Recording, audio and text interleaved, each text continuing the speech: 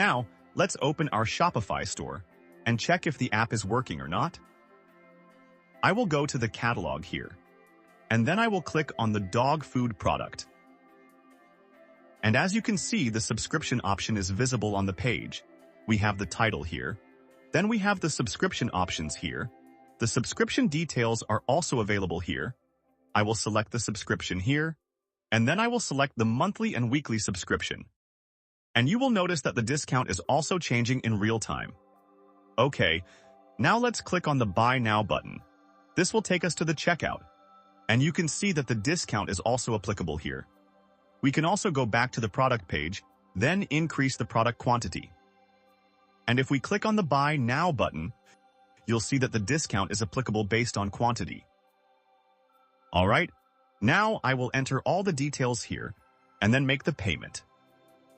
Of course, I am using a test payment gateway, so I won't get charged for this. Once the payment is done, you'll be taken to the thank you page. Here, you'll see this Manage Your Subscription option. From here, you'll be able to log into your customer panel. Alternatively, you can simply open your email inbox. You'll find this email after your purchase. If you click on this Manage Subscription button, it will take you to the customer panel. Here you'll see your subscription details. You can pause or cancel your subscription from here. You can see the order frequency, next payment date here. Now click on this Get More Details button. This will give your customers more details and options to manage your subscription. Customers can apply a discount code from here. They can even change the order frequency based on their needs. Under Upcoming Order, they'll see the future orders. The customers will have the option to skip the order or reschedule the order based on their requirements. The past order details will be available under this tab. Basically, you are giving full control to your customers.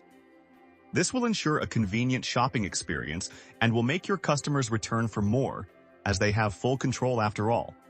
Of course, it's upon you to decide what controls you want to provide to your customers and what controls you want to keep to yourself.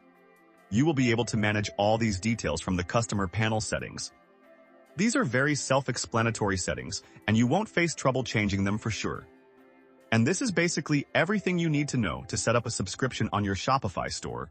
I hope you found this video helpful.